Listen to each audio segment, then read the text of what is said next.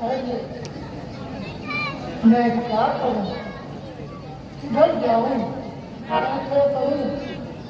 ये दोनों विचित्र हैं, अपनी हद पर खड़े हैं और एक दूसरे के विरुद्ध पीछे तीवर चढ़े हैं।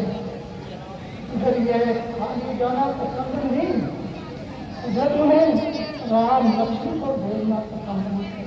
क्या बनाऊं, किसे समझाऊं। अगर न्याय से देखा जाए तो विश्वामित्र जी की कोई जबरदस्ती नहीं, और दूसरी ओर राजकुमारों के मुकाबले में राक्षसों की कोई हस्ती नहीं। हाँ हे भगवान, मुझे सद्बुद्धि हो। हाँ हाँ हाँ हाँ हाँ, यही दृष्ट है। जैसे हो राजा कोई समझता हूँ, जाना चाहिए। महाराज, आप ज्यादा इकरार ना कीजिए और राजकुमारों को भेजने में इनकार ना कीजिए। हर एक युद्ध में अच्छी तरह वाकफदार है।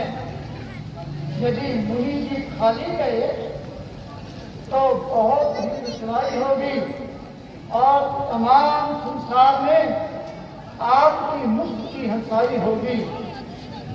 आखिर एक दिन तो मरना है, राज्य तो इन्होंने ही करना है। आप अब तक इन्हें छुपा कर रखोगे। आप एक न एक दिन तो इन्होंने लड़ाई का मजा चखना ही है। इसलिए आप इनके भेजने में अगर किसी प्रकार का इनकार ना करें और इस छोटी सी बात के लिए मुनि विश्वामित्र जी को नाराज ना करें। हाँ, मुनिवर दुष्ट है। आप तो इन्हीं की तरफदारी करेंगे और इन्हीं की हिमायत का दम भरेंगे। हमारा कहना सुनना बिल्कुल फजूल है। आप इनको अपनी हक छोड़ने पर नहीं मायल करेंगे। परमेश्वर ना करें लड़ाई में कुछ उलट हो गया तो मेरा तो मुंह काला हो गया। जो बोलेगा वो मेरी जान पर कुबर खोलेगा। सब के सब किस का मुंह पकड़ूंगा। इधर दुनिया मेरी अकल पर हंसेगी, उधर मेरी जान तरह तरह के झमेलों में फंसेगी। सच तो ये है कि मेरी किस्मत में औलाद का सुख नहीं और इसके बराबर कोई महा दुख नहीं।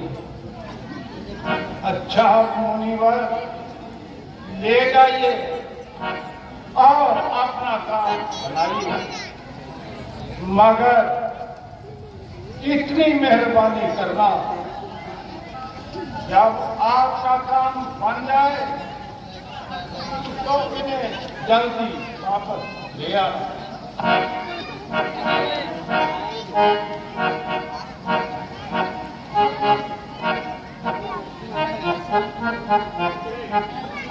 क्योंकि मुझे इनका सख्त इंतजार रहेगा और जब तक इनकी सुंदर सी शक्ल ना देख लूं दिल बेकरार रहेगा।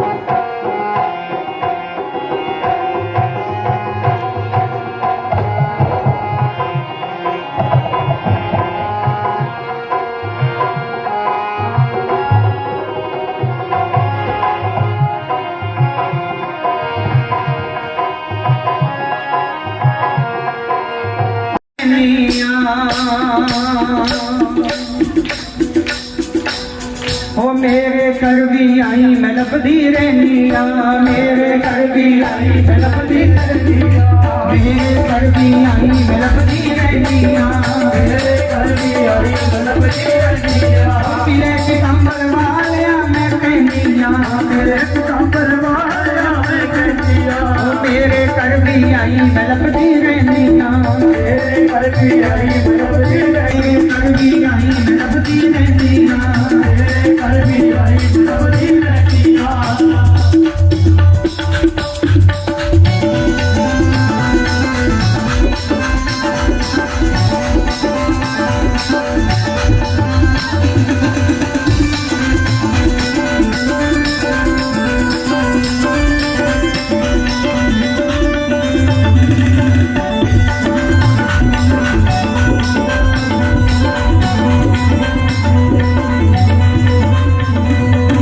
अजमल करे बुदना बितावे अजमल करे बुदना तारे सदन कसाई दिया कई बारी अजमल करे बुदना बितावे सदन कसाई दिया कई बारी तू मर्जी का मालिक मैं तेरी सैनिया तू मर्जी का मालिक मैं तेरी सैनिया तू मर्जी का मालिक मैं तेरी सैनिया तू मर्जी का मालिक तेरी सैनिया मेरे घर भी आई मैं लपदी रहनिया मेरे घर भी आई मैं लपदी रहनिया मेरे घर भी आई मैं लपदी रहनिया मेरे घर भी आई मैं लपदी रहनिया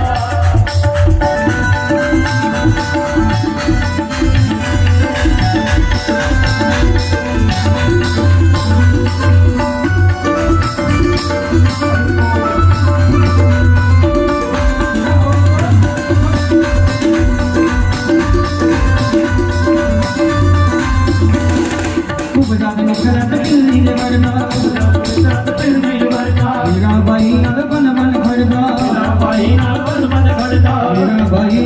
बन खड़दा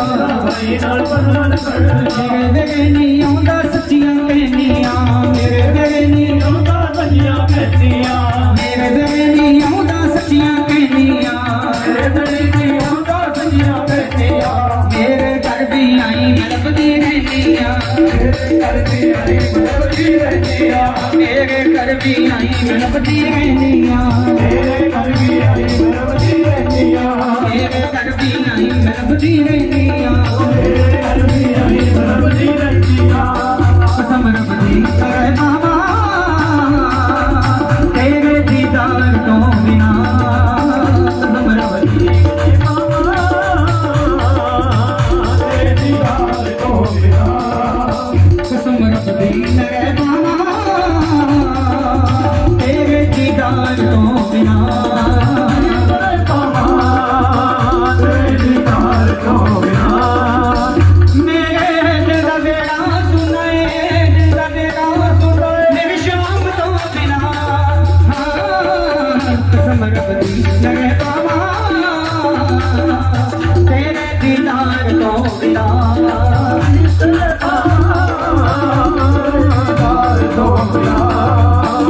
मुझे ऐसी लगन तू लगा दे कि तेरे बिना चल ना रहूं मुझे ऐसी लगन तू लगा दे कि तेरे बिना चल ना रहूं कि तेरे बिना चल ना रहूं कि तेरे बिना चल ना रहूं मुझे ऐसी लगन तू लगा दे कि तेरे बिना चल ना रहूं मुझे ऐसी लगन तू लगा दे कि तेरे बिना चल ना रहूं मुझे ऐसी लगन तू लगा दे कि तेरे बिना चल ना रहूं मुझे ऐसी लगन तू लगा दे कि तेरे बिना चल ना रहूं जैसे जल बिन मछली पल ना जिए वैसे तड़पूंगा घड़ी घड़ी तेरे लिए वैसे तड़पूंगा घड़ी घड़ी तेरे लिए तड़पूंगा घड़ी घड़ी तेरे लिए वो नशा प्रेम वाला ऐसा चढ़ा दे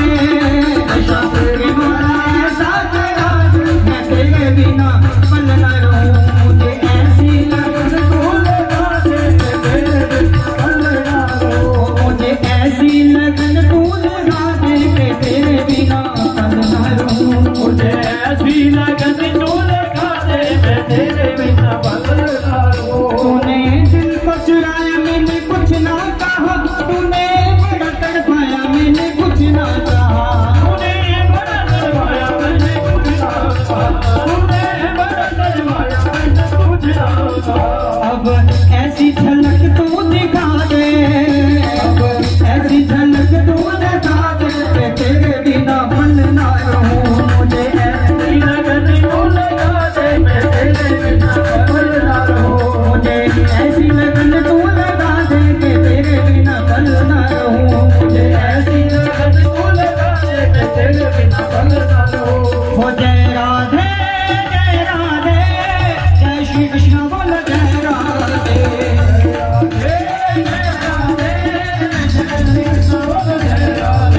वो नाम मेरी राधा रानी का जिसने गाया है, नाम मेरी राधा रानी का जिसने गाया है, उस पर रीझ गया मेरा मुरली वाला है, उस पर रीझ गया मेरा मुरली वाला है, उस पर रीझ गया मुरली वाला है, उस पर रीझ गया मेरा मुरली वाला है। हो जय राधे जय राधे, जय श्री कृष्ण बोलो जय राधे, जय राधे जय श्री कृष्ण बोलो जय राधे। हो जय राधे जय राधे, जय श्री कृष्ण बोलो जय राधे, जय राधे जय राधे, जय श्री कृष्ण बोलो जय राधे, हो जय श्री कृष्ण बोलो जय राधे, श्री कृष्ण बोलो जय राधे, हो जय श्री कृष्ण बोलो जय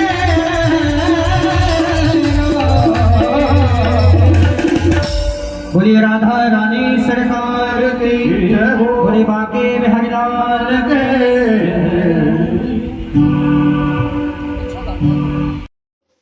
हेलो माय यूट्यूब मेंबर्स, आप सभी का मेरे यूट्यूब चैनल पर आपका स्वागत है। मैंने आप सभी के लिए मेंबरशिप ऑन कर दी है, आप चाहें तो मेरी मेंबरशिप भी ले सकते हैं। और मैंने अपनी वीडियो में कुछ आर्टिकल्स के लिंक डाले हैं, आप चाहें तो मेरी पसंदीदा वह आर्टिकल्स देख सकते हैं और ख़रीद भी सकते हैं। उस लिंक पर जाएं और आर्टिकल देखें, पसंद करें और ख़रीदें। आप सभी का बहुत धन्यवाद होएगा। थैंक यू जी। राधे राधे जी, कैसे हैं आप सभी लोग? आप सभी लोग स्वस्थ होंगे, कुशल मंगल होंगे। आप सभी के स्वास्थ्य और कुशल मंगल की कामना मैं ईश्वर से करती हूँ कि आप सभी लोग स्वस्थ रहें और कुशल मंगल रहें। चलो जी, आज हम बात करते हैं वीर हनुमान जी के बारे में। वीर हनुमान जी जो श्री रामचंद्र जी के प्रिय भक्त हैं, जिन्हें श्री रामचंद्र जी अपने हृदय में लगा कर रखते हैं। उसी प्रकार से वीर हनुमान जी के हृदय में भी श्री रामचंद्र जी और माता सीता जी निवास करती हैं। इनका बंधन जो है भक्तिपूर्ण, यह बंधन अटूट है, विश्वासपूर्ण है, विश्वास इनमें समाया हुआ है। कहते हैं ना, राम जी कहते हैं, राम न चलेंगे हनुमान के बिना, हनुमान न चलेंगे श्री राम के बिना, राम न चलेंगे हनुमान के बिना, हम न चलेंगे श्री राम के बिना। इस प्रकार से भगवान श्री राम और हनुमान जी का बंधन जो है अटूट है। और वीर हनुमान जी अपनी तपस्या इतनी लीन थे, इतनी तपस्वी थे, इतनी श्रद्धा भावना से उन्होंने तपस्या की, इतनी उनके अंदर इतनी ऊर्जा और इतनी गर्माहट उत्पन्न हो गई कि वह उस गर्माहट और उस ऊर्जा को संभाल नहीं पा रहे थे। तो जिसके कारण वीर हनुमान जी जो है विचलित हो गए, क्योंकि ऊर्जा जो कहते हैं ना, भक्ति की ऊर्जा जो है वह इतनी ज़्यादा होती है कि कई मनुष्य उसे संभाल नहीं पाते। भगवान जी के प्रति पूजा की गई जो ऊर्जा है, भगवान जी से प्राप्त की गई, भक्ति के द्वारा प्राप्त की गई ऊर्जा, उसका एक अद्भुत गर्माहट होती है उसमें। हनुमान जी ने भी श्री रामचंद्र जी की तपस्या से इतनी ज़्यादा ऊर्जा पैदा कर ली थी कि वह उन्हें संभाल नहीं पा रहे थे। इसलिए हनुमान जी ने उस ऊर्जा को समुद्र में छोड़ दिया। जब हनुमान जी ने उस ऊर्जा को समंदर में छोड़ा तो उस ऊर्जा ने एक कन्या का रूप लिया, जो कन्या वीर हनुमान जी की पुत्री कहलाई। वैसे तो वीर हनुमान जी की शादी सूर्यदेव की बेटी से हुई थी, लेकिन कुछ समय बाद हनुमान जी अपनी तपस्या पर चले गए थे।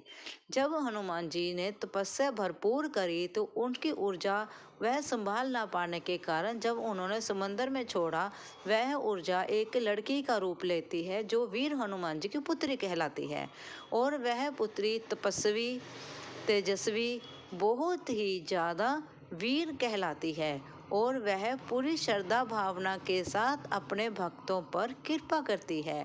इस प्रकार से यह एक छोटी सी जो कथा है वीर हनुमान जी और उनकी बेटी के बारे में थी। अगर आपको यह मेरी छोटी सी कथा अच्छी लगी हो, प्लीज़ लाइक और सब्सक्राइब जरूर करना। बोलो जय श्री राम, जय श्री राम। बाकी है झांकी, उनकी चितवन अनोखी है बाकी, उनकी चितवन अनोखी है बाकी, उनकी चितवन अनोखी है बाकी। कभी पहने वो पीला पीतांबर, कभी पहने वो पीला पीतांबर, कभी माखन चुराते मिले। जरा चल के वृंदावन देखो, शाम भर से बजा के मिलेंगे।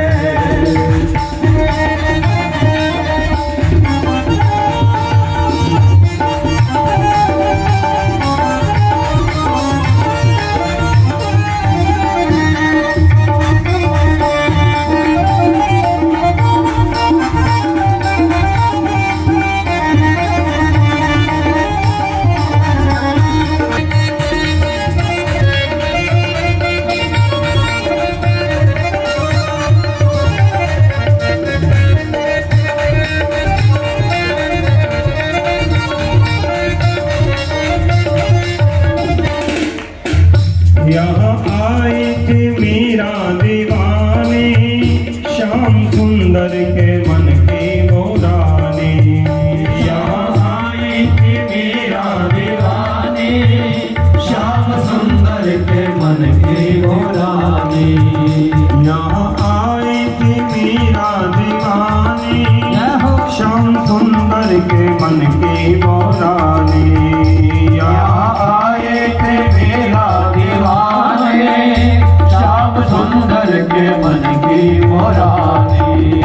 यहाँ रखते जो राधे राधे, यहाँ रखते जो राधे राधे, शाम उनको मनाते मिलेंगे। जरा चल के वृंदावन देखो, शाम भर से बजाते मिलेंगे।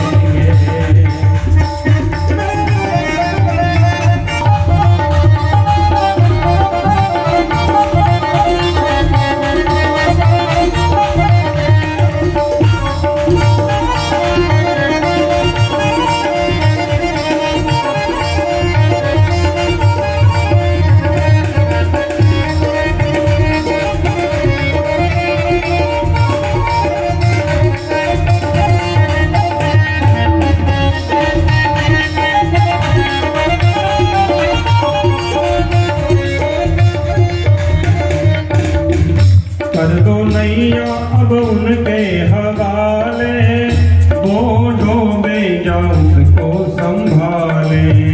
कर दो नैया अब उनके हवाले, वो डूबे जा उसको संभाले। कर दो नैया अब उनके हवाले, वो डूबे जा उसको संभाले। कर दो नैया अब उनके हवाले,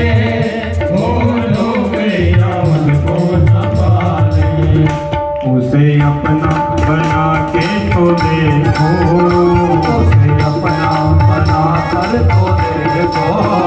वक्त वक्त हमारे मिले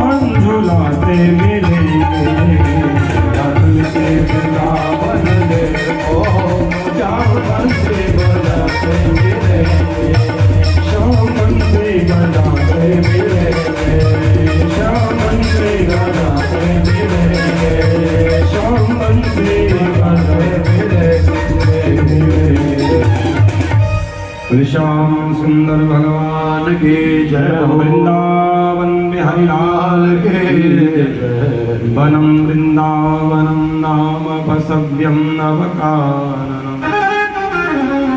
गोप गोपी गवाम सेव्यम पुण्याद्रि तृणवीरुधम। सुखदेव जी कहते हैं वृक्षत भगवान श्री धाम वृंदावन पहुंचे। गोकुल से आकर के नंद बाबा ने वृंदावन में नंद गांव बसाया था और वृषभानु जी महाराज ने रावल गांव से आकर के वृंदावन में बरसाना बसाया था। जो बरसाना है वो वृषभानु जी के नाम से।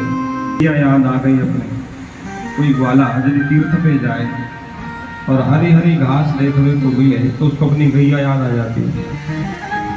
तो ठाकुर जी ने वृंदावन की हरियाली को देखी तो अपनी गैया याद आ गई। मैया के पास दौड़े दौड़े आए, मैया मैया या वृंदावन में हम गैया चराने जाया करेंगे। मैया बोली लाला तो 4 वर्ष हुआ है, अभी तो अपने आप को संभाल नहीं सकता तो गैयन को कहां से संभालो। राधे राधे जी, कैसे हैं आप सभी लोग? आप सभी लोग स्वस्थ होंगे, कुशल मंगल होंगे। आप सभी के स्वास्थ्य और कुशल मंगल की कामना मैं ईश्वर से करती हूँ कि आप सभी लोग स्वस्थ रहें और कुशल मंगल रहें। आज हम बात करते हैं मद् भागवत गीता जी की। श्री भागवत गीता जी, श्री भागवत गीता जी से तो आप कोई भी अनजान नहीं है। आप सभी लोग जानते हैं भागवत गीता क्या है। वह हमारा एक धार्मिक ग्रंथ है जिसमें श्री कृष्ण जी का वर्णन किया गया है और जिसमें श्री कृष्ण जी के बारे में, उनकी रचनाओं के बारे में, उनकी लीलाओं के बारे में कई सारे अध्याय हैं। और आप सभी ने पता नहीं कितनी ही प्रकार भागवत गीता सुनी होगी। कई बार कितनी ही जगहों पर अपने अपने शहर में अनेकों बार भागवत गीता का पाठ होता है। लोग अपने घरों में भी भागवत गीता का पाठ करवाते हैं। तब हम बड़ी ही श्रद्धापूर्वक, बड़ी ही रुचि के साथ उस भागवत गीता का पाठ सुनते हैं। और कई लोग तो हैं जो गीता जी का पाठ घर में भी करते हैं।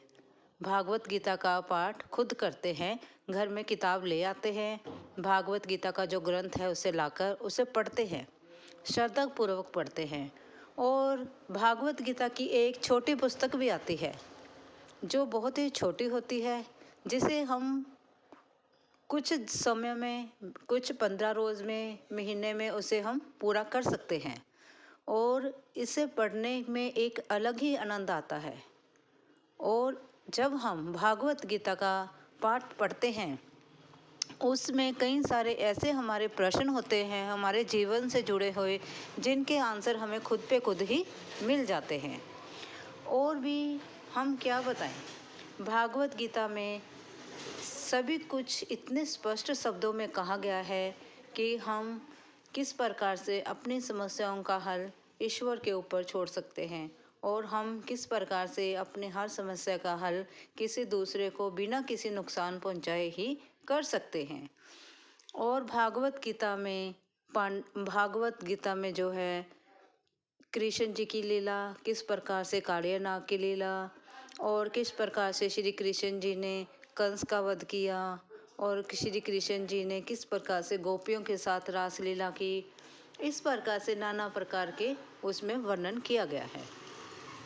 और इसी भागवत गीता जी में एक अध्याय आता है रास लीला का, जिसमें रास लीला क्या है, रास मैंने लीला मैंने कलाकृतियाँ, कुछ करना जीवन में, रास मैंने किसी चीज़ का आनंदित होना।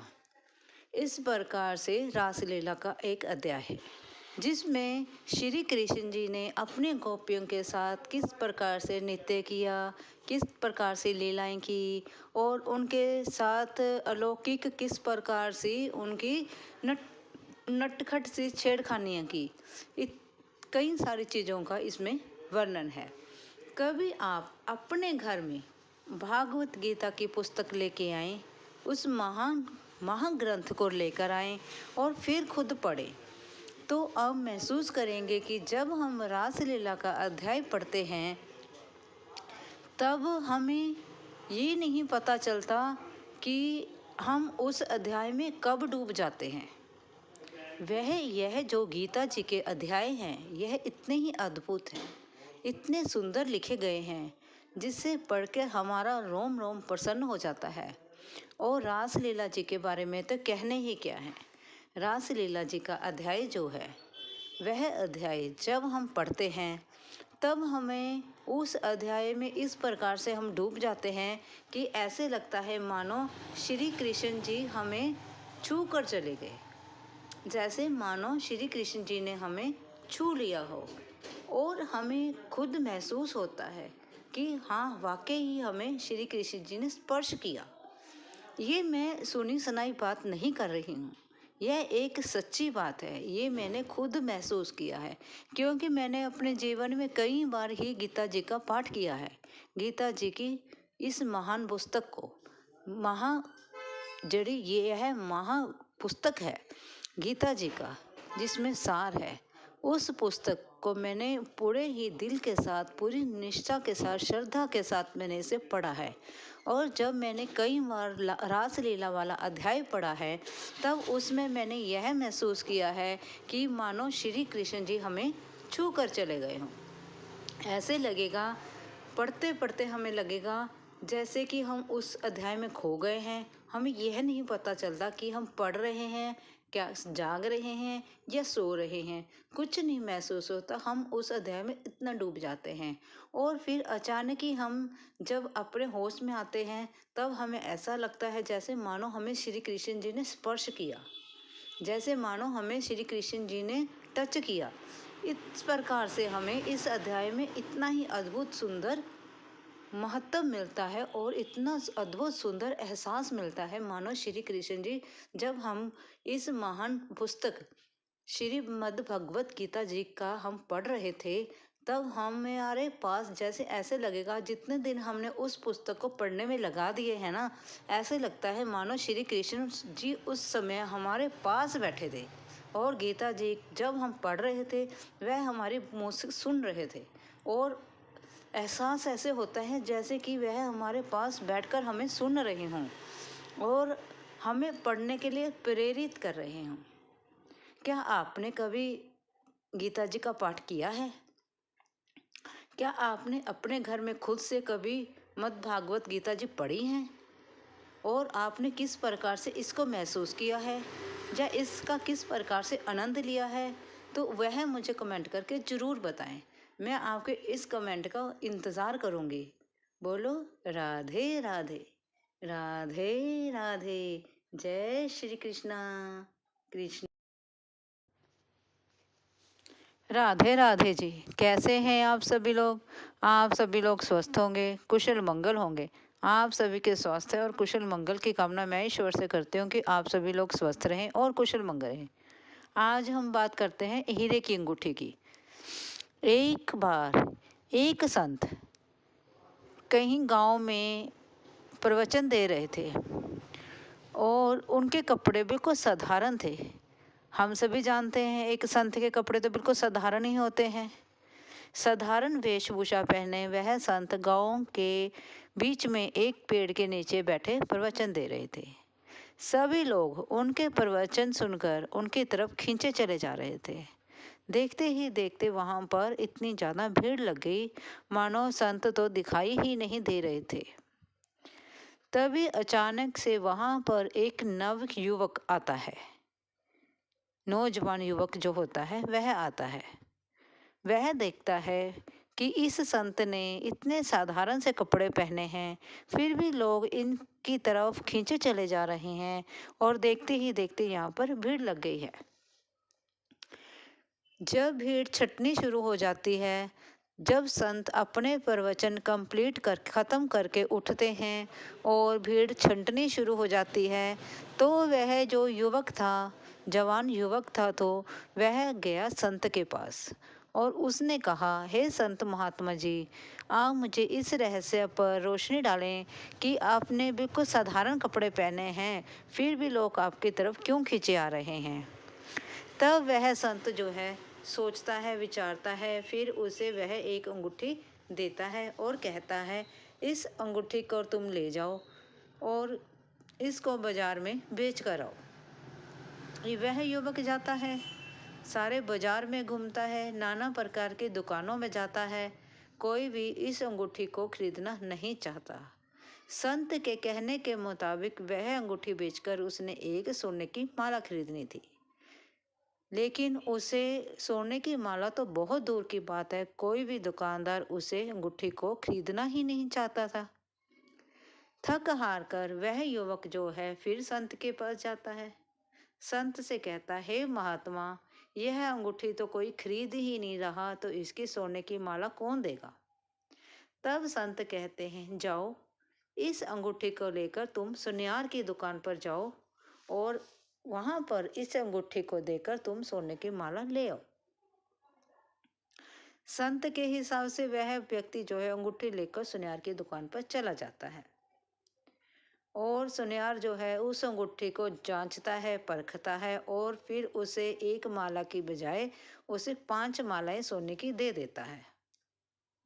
वह व्यक्ति बहुत ही हैरान होता है और वह 5 मालाएं लेकर संत के पास चला जाता है। संत से कहता है, हे महात्मा, ये कैसे हो गया? तब संत उसे समझाते हैं कि लोग कपड़ों से मत देखो, लोगों को उनके गुणों से पहचानो।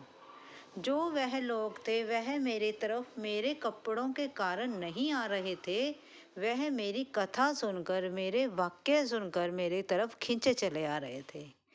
वह जो लोग हैं वह मेरा प्रवचन सुनना चाहते थे, इसलिए मेरी तरफ आ रहे थे। उसी प्रकार जिन दुकानों पर तुम गए थे उन लोगों को इस अंगूठी की असलियत थी, जो इस अंगूठी के गुण थे, उन्हें समझ में नहीं आए, इसलिए वह इसे खरीदने से ही इनकार कर रहे थे।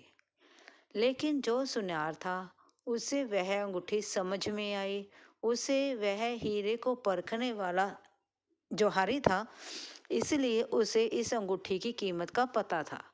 उसने देखा यह एक हीरे की अंगूठी है, इसलिए उसने वह अंगूठी ली और तुम्हें 5 मालाएं देने का ऑफर दिया, क्योंकि वह उस अंगूठी के गुण को पहचानता था। यही एक खासियत थी। इसी प्रकार से हमारा जीवन है। हम लोगों को उसके कपड़ों से ही देखते हैं, परखते हैं, लेकिन उसके गुण अवगुण हम नहीं देखते हैं। हम व्यक्ति के अंदरूनी जो अच्छाई होती है उसे नहीं देखते हैं। हमें व्यक्ति को उसकी अच्छाई से देखना चाहिए, परखना चाहिए, ना कि उसके कपड़ों से।